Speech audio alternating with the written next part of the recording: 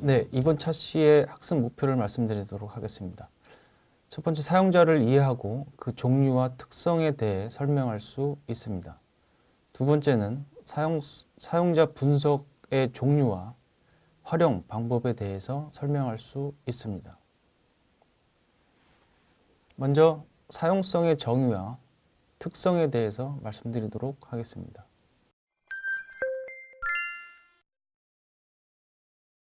사용자의 정의 부분입니다.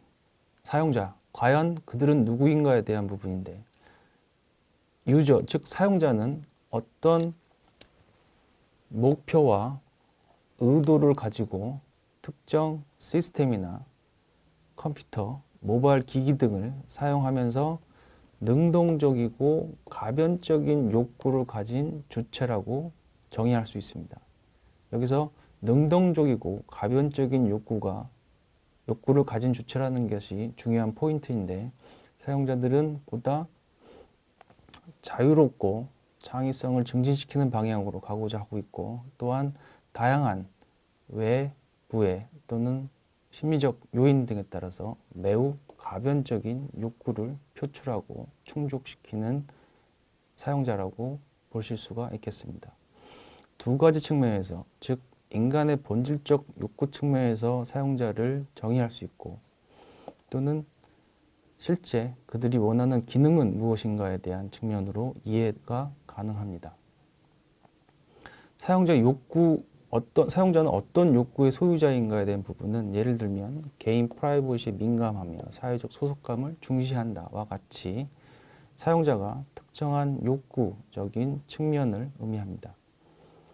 또 사용자가 궁극적으로 원하는 것은 무엇인가에 대한 기능적인 측면인데, 이것은 예를 들면 자신의 개인정보를 친한 지인과 안전하게 공유할 수 있는 자신만의 공개 기능, 방식, 이것들을 원하는 바가 무엇인지에 대한 것으로 이해할 수가 있겠습니다.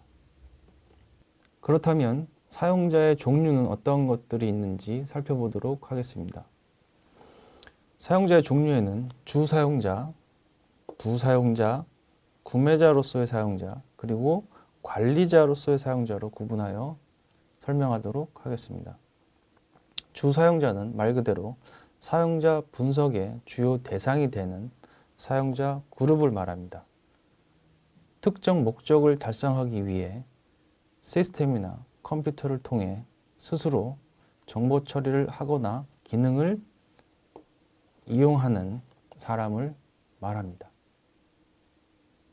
반면에 부사용자라고 하는 것은 실제로 시스템을 사용하는 사람은 아니지만, 앞에 설명했던 주사용자가 시스템을 어떻게 사용하는가에 대해서 영향을 주거나 받는 사람들을 뜻합니다.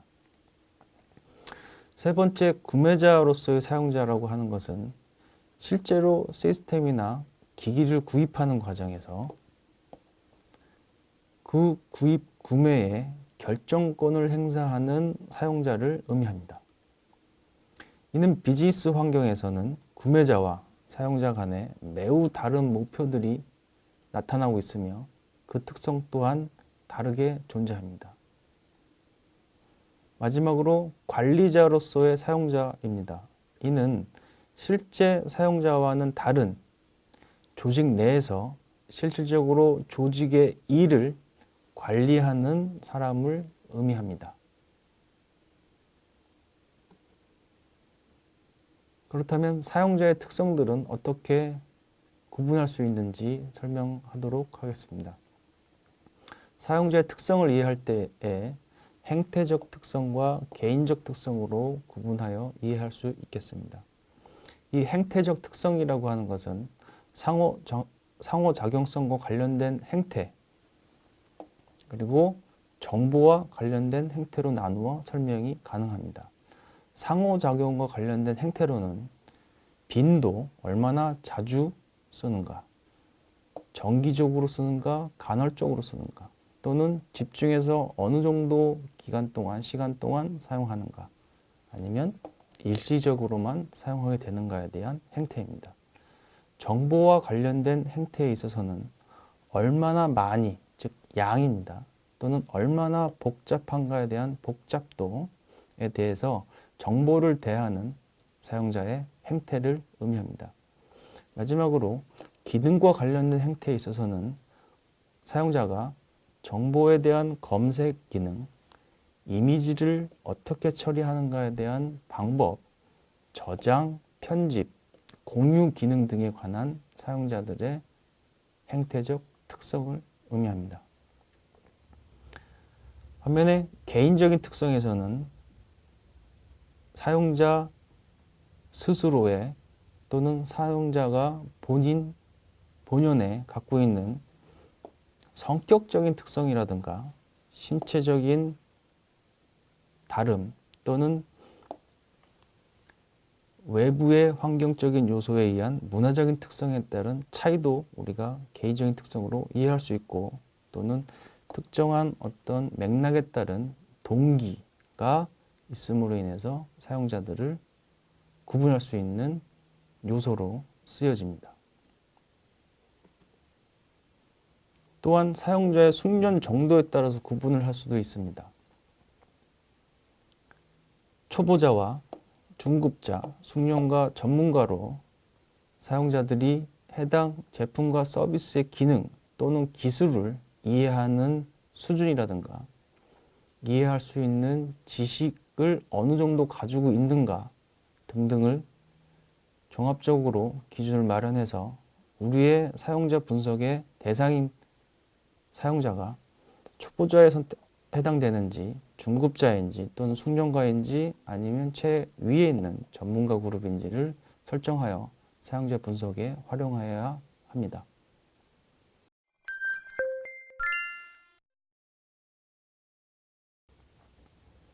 첫 번째로 사용자 분석은 왜 하는가에 대해서 그 이유를 말씀드리도록 하겠습니다. 사용자의 욕구, 인지적인 특성, 행동 양식 또는 상황 등을 고려해서 제품, 서비스, 시스템을 설계에 반영할 때 사용하기 위함이 바로 사용자 분석을 하는 가장 큰 이유가 되겠습니다. 사용자를 하여금 사용자 분석을 통해서 제품과 서비스가 학습 없이도 시스템에 대한 다양한 정보를 충분히 얻을 수 있게 하고 사용성에 있어서도 쉽게 제품의 기능을 사용할 수 있게 하기 위함입니다. 그렇다면 사용자 분석의 대상은 무엇인지 살펴보도록 하겠습니다. 이는 사용자의 어떤 특성을 어떻게 정리할까라고 하는 맥락으로 이해하시면 되겠습니다. 두 가지로 나눠서 보면 사용자 자체에 대한 분석이 있고 사용자가 어떠한 행동을 가지고 있는가, 나타나는가에 대한 분석이 있겠습니다.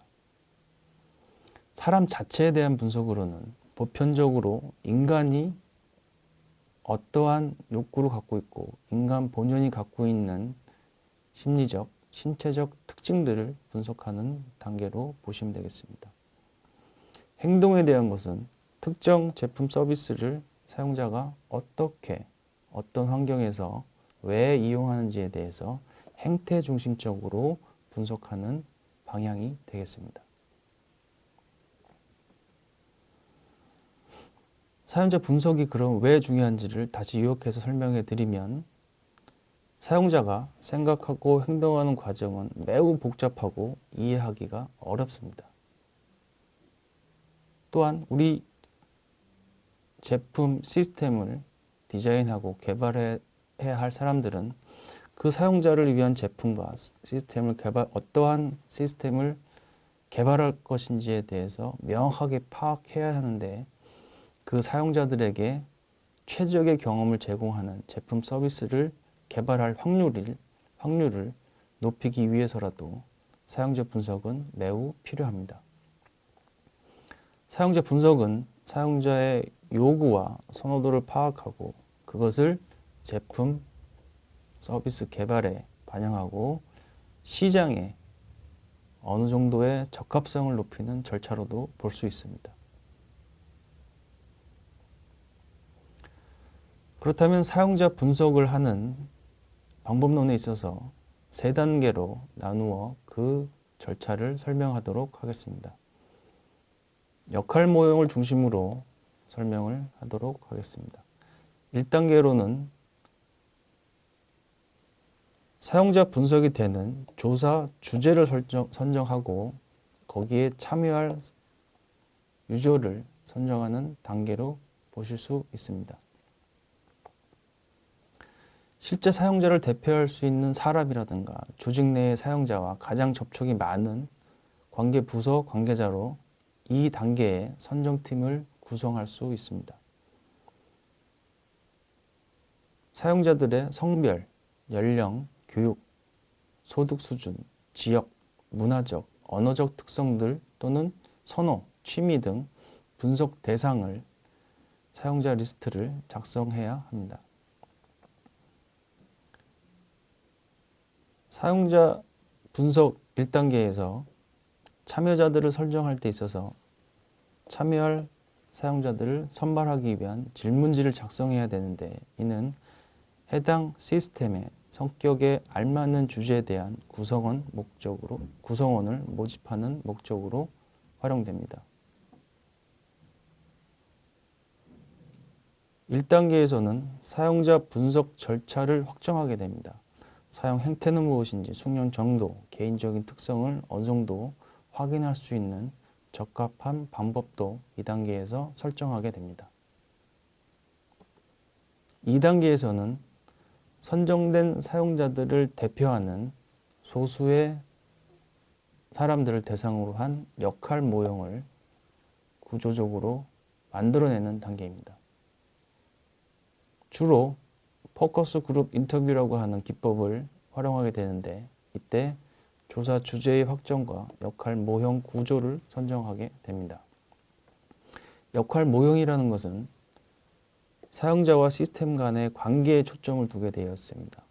즉 그들의 욕구는 무엇이고 그들의 필요는 무엇인지, 관심사항은 어떤 것들이 있고 이 제품 서비스에 대한 기대 수준은 어떠한 것인지, 기존의 다른 유사한 또는 새로운 제품을 사용할 때 그들의 행태 등은 어떻게 나타날 것인지에 대해서 사용자에게 역할을 부여하고 그 역할에 따른 분석의 기준을 삼는 과정으로 보시면 됩니다.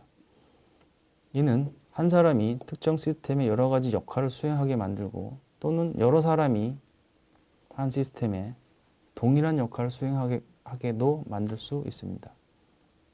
이를 통해 역할 지도를 작성함으로 인해서 2단계에서 할 수 있는 역할 모형의 구조를 선정하게 됩니다. 마지막 3단계에서는 실제 역할 모형에 들어가는 상세한 사용자의 프로파일을 파악하는 단계로 보시면 되겠습니다. 사용자 프로파일은 사용자 가치 프로파일, 속성 프로파일, 감성 프로파일, 숙련도에 관한 프로파일 또는 사용자 행태에 관한 프로파일로 여러 가지로 분석에 대한 결과를 도출할 수가 있는데 가치적인 측면에 있어서는 기능적인 가치는 무엇이고 유희적인 가치는 무엇이고 관계적인 또는 사회적인 가치는 무엇이며 사용자 본인이 갖고 있는 개인적인 가치는 무엇인지에 대한 프로파일링이 가능합니다. 사용성에 관련된 속성을 가지고 있는 효율성이라든가 정확성, 일관성, 유연성, 의미성 등 사용성에 관련되어 있는 프로파일도 작성이 가능합니다. 사용자의 감성과 정서 또는 미적, 심미적 인상 또는 개성에 대한 프로파일도 가능합니다. 숙련도에 있어서는 그 해당 분야의 지식은 어느 정도 수준인지 또 유사한 또는 기존의 시스템에 대한 사용에 대한 지식은 어느 정도인지 기술, 기기 등에 대한 지식 수준은 어느 정도인지를 살펴볼 수 있습니다. 사용자 행태에 대한 프로파일론, 상호작용과 관련되어 있는 것이 주가 되는데 여기에는 사용의 빈도와 강도, 복잡도 등을 다루게 되어 있습니다. 사용자 분석의 중요성을 다시 한번 강조드리면 사용자 요구사항이나 필요성이 제대로 반영되지 않은 시스템 개발은 심각한 오류를 발생할 수 있습니다.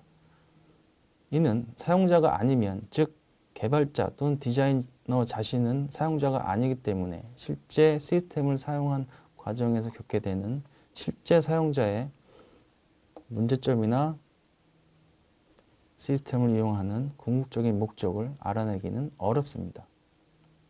때문에 사용자 분석은 개발 초기뿐만 아니라 제품 시스템 개발 전체에 걸쳐 점진적이고도 반복적으로 이루어져야 하는 과정입니다. 그 이유는 시스템이 개발되어 감에 따라 사용자가 원하는 바와 사용자가 불편을 느낀 점이 역동적으로 바뀌기 시작하면서 점점 더 자신이 원하는 사용과 불편한 점에 대해 구체적으로 이야기할 수가 있기 때문입니다.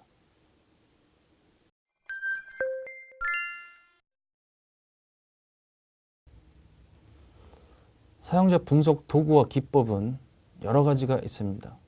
성공적인 사용자 연구를 위해서는 대상이 되는 사용자와 그 시스템의 목적과 사용 상황 등을 명확히 한 뒤에 그에 따른 각 사용자 연구 방법들의 장단점들을 충분히 이해하고 숙지한 상태에서 최적의 방법론을 선택할 수 있어야 합니다. 분석 도구와 기법으로 몇 가지를 설명해 드리도록 하겠습니다. 사용자 분석에 널리 사용하는 방법론입니다. 첫 번째로 설문조사 또는 서베이라고 하는 방법입니다. 가장 널리 사용되는 사용자 니즈 분석 기법입니다. 대표적인 정량조사 기법으로 볼 수 있습니다. 설문조사는 조사의 효율성을 위해 모집단을 대표하는 표적 집단을 추출하고 조사하는 일종의 표본 조사입니다. 일지 연구에 대해서 말씀드리도록 하겠습니다. 일지 연구는 사용자의 일상생활에서 사용자에게 일정 형식의 일지를 제공하고 사용자 스스로 수행하는 일이나 생각, 감정 등을 카메라 등의 매체로 스스로 기록하는 과정을 수행합니다. 이는 장시간 연구가 가능하고 시각적 정보를 쉽게 얻을 수 있는 장점이 있습니다. 다만 사용자 동기에 따라 얻을 수 있는 정보가 크게 달라진다고 하는 단점이 있습니다. 이는 인터뷰 등으로 보완이 필요합니다. 다음은 포커스 그룹 인터뷰, FGI라고 하는 기법입니다. 사용자가 경험한 내용을 포커스 그룹 인터뷰를 통해 개방적이고 참여적인 토의를 진행하게 됩니다. 이를 통해 그 자료를 분석하는 질적 조사 기법입니다. FGI의 가장 큰 장점은 저비용으로도 대상으로부터 필요한 정보를 빠르게 얻을 수 있다고 하는 장점이 있습니다. 또한 그룹 내에, FGI의 그룹 내에 서로 다른 의견을 나눔으로 인해서 시너지 효과도 얻을 수 있습니다. 다만 대상자의 수가 적어 대표성이 떨어지고 또는 사회 조정 능력, 즉 모더레이터, 중재자 역할의 능력에 따라 그 결과가 좌우된다고 하는 단점이 있습니다. 라이프 스타일 분석입니다. AIO 분석이라고 하는 기법입니다. 이는 시장 세분화를 위한 클러스터링 기법의 일종이고 소비자의 생활 양식에 의해 시장을 어떻게 세분화하기 위한 방법입니다. 이 소비자 생활 양식을 AIO, 즉 사용자가 어떤 시간을 보내고 있는지, 액티비티, 두 번째, 어떤 일을 중시하는지, 인터레스트, 또 어떠한 견해를 갖고 있는지 어피니언이라고 하는 세 가지 척도를 나타내어 수치화하여 도출합니다. 이 라이프스타일 분석은 시장에 대한 풍부한 정보를 주는 반면 세분화의 경계가 모호해 측정이 어려울 수 있다고 하는 단점이 있습니다. 다음은 시나리오 분석입니다. 시나리오 분석은 미래에 나타날 수 있는 여러 가지 모습들을 일관성과 논리성을 갖춘 상태에서 제시하는 것을 말합니다. 이 기법은 아이디어의 발상 및 기회 포착에서부터 완제품의 사용 환경과 기술, 사용 목적에 이르기까지 전반적인 디자인 프로세스에 걸쳐 적용 가능한 일종의 미래 예측 기법이라고 보시면 됩니다. 시나리오 플롯을 구성할 때 대안적인 미래들을 분기하기 시점에서 다양한 줄거리들을 결정할 수가 있습니다. 이는 귀납적 방법이나 연역적 방법으로 재구성할 수가 있는 장점이 있습니다. 다음으로는 관찰법 또는 에스로그래피라고 하는 기법에 대해서 말씀드리도록 하겠습니다. 이는 특정한 실험 체계 내에서 제한된 이슈로는 사용자의 무의식에 잠재된 니즈를 도출하는 데 한계가 있다고 하는 측면에서 보완적으로 다루어지는 기법입니다.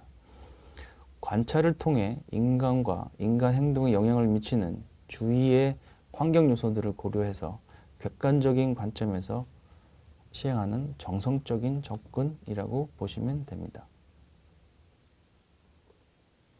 로그 분석에 대해서 말씀드리도록 하겠습니다. 웹사이트나 모바일 앱, 디지털 기기의 사용자의 특정 사용 기록에 대한 분석 기법입니다. 주로 방문자 수와 페이지 뷰, 쿠키값 등 분석을 통해서 사용자 정보를 수집하고 분석하는 방법입니다. 개별 사용자의 행동들은 로그를 통해 기록되기 때문에 그 로그 분석을 통해서 사용자의 행동 패턴을 읽을 수 있습니다. 로그 파일, 코드 삽입, ASP, 통계 등을 이용한 로그 분석이 가능하고 현재 다양한 로그 분석 툴들이 시중에 나와 있습니다.